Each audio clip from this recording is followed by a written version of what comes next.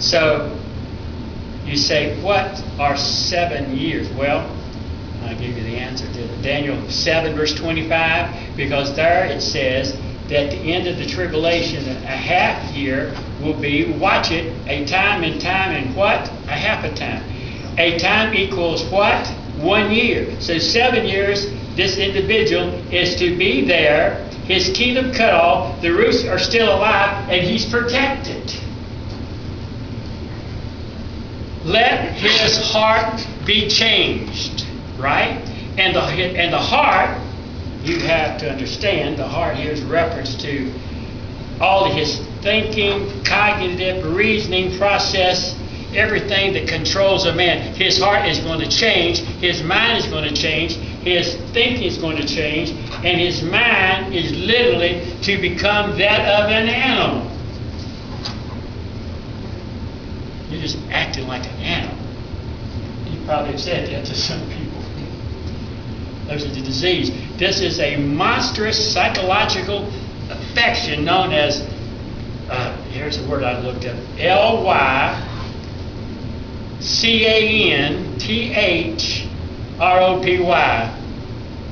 Lycanthropy. Huh?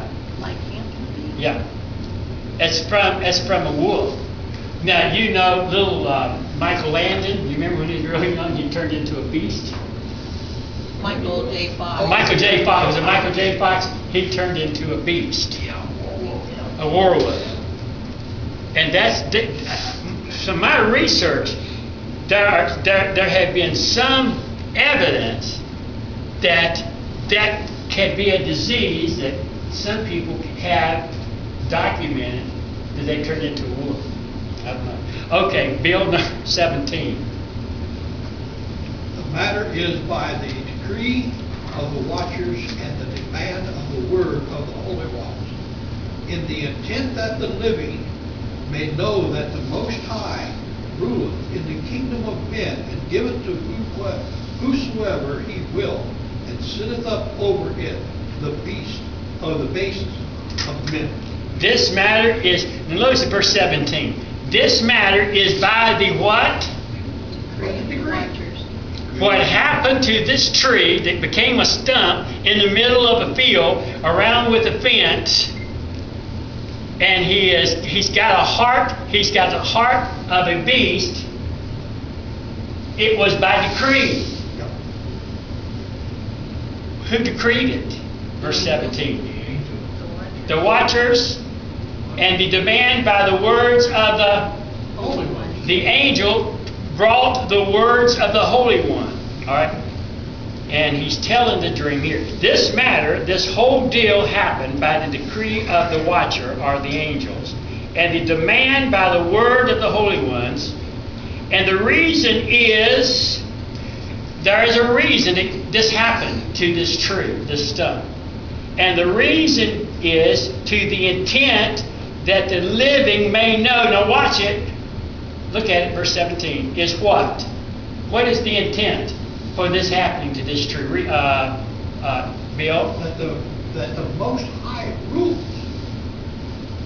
and gives to the kingdom of men, and gives it to whosoever he will. That's right. It shows that this God can rule over man and do as he chooses. Absolutely. In other words, in the dream, the watchers and the angels actually told Nebuchadnezzar that the whole point of this dream was to show that the Most High God ruleth and the kingdom of man, and he gives to whosoever he will. Did Nebuchadnezzar have any choice in what was going to happen to him? No. It happened to him because God decreed it.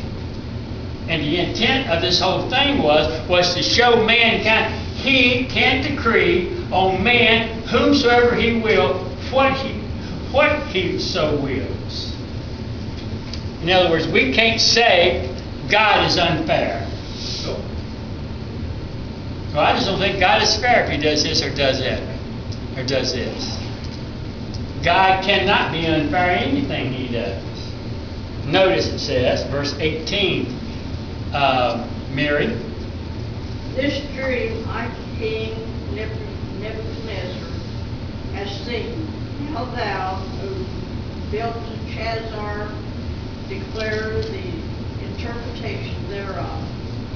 For as much as all the wise men of my kingdom are not able to make known unto me the interpretation that thou art able, for the Spirit of the holy gods is in it. Now, you are a preacher. You need to know the interpretation thereof. Yeah, it'd be nice to know every interpretation of every verse in the Bible, wouldn't it? Notice, you are able. Nebuchadnezzar said, you are able to interpret this dream. And here he says this for the third time, for the Spirit of the holy God is in thee. Isn't it wonderful how Daniel stood out in the middle of society? Because of a Spirit-controlled and a Spirit-filled life, if we can use New Testament terminology, he was filled with the Spirit. It was understood by Nebuchadnezzar, who was a lost person, that he was filled with a spirit different than any of his gods. So we see the greeting, now the dream in verse 4 and 5, and then we see from 9 to 18 the reading. Now in verse 19, Frankie, we come to the revelation of the dream. Verse 19. Then Daniel, whose name was Belteshazzar, was astonished for 1 hour, and his thoughts troubled him. The king spake and said, Belteshazzar, let not the dream, the interpretation thereof, trouble thee. Belteshazzar answered and said, My lord, the dream be to them that hate thee, and the interpretation thereof to thine enemies. So when Daniel received the understanding of the dream, what happened to him? He got nervous. Troubled. He said, hi, dog, Nebuchadnezzar is going to get it. I can't wait for God to strike him down. God's going to zap him. Did Daniel say that? No. So when we see a man out in the middle of the field eating grass, we say, man, that guy's a bad sinner. I'm glad he got what he deserved. We don't say that, do we? Now, the 1 hour probably, maybe it's not literally 1 hour. The phrase means for a little while, so he was so perplexed. He did not know how to answer the dream. He was troubled. And I want you to notice something. This is fascinating. The thing that takes place right here. Nebuchadnezzar stopped speaking in the first person. From here on out, folks, Nebuchadnezzar is no longer able to speak for himself because he becomes a raving maniac. And he goes back to the first person. Only in verse 34 does he come back to his senses. But in the inner term, it moves from the first person as if he moves away from him, and because he's totally unable to reflect rationally on what's happening. Now, Daniel stands there for a little while, and he doesn't say a thing. The king spake and said, Let not the dream or the interpretation thereof trouble thee. The king spake and said, Let not the dream or the interpretation trouble thee. Don't be afraid to tell me. Belshazzar answered and said, My lord, the dream be to them that hate thee, and the interpretation thereof to thine enemies. Verse 20, Dorothy. The tree that thou sawest, which grew and was strong, whose height reached unto the heaven, and the sight thereof to all the earth. Go ahead and read 21 and 22. Whose leaves were fair, and the fruit thereof much, and in it was meat for all, under which the beasts of the field dwell, and upon whose branches the fowls of the heaven had their habitations. Verse 22. Did you read it?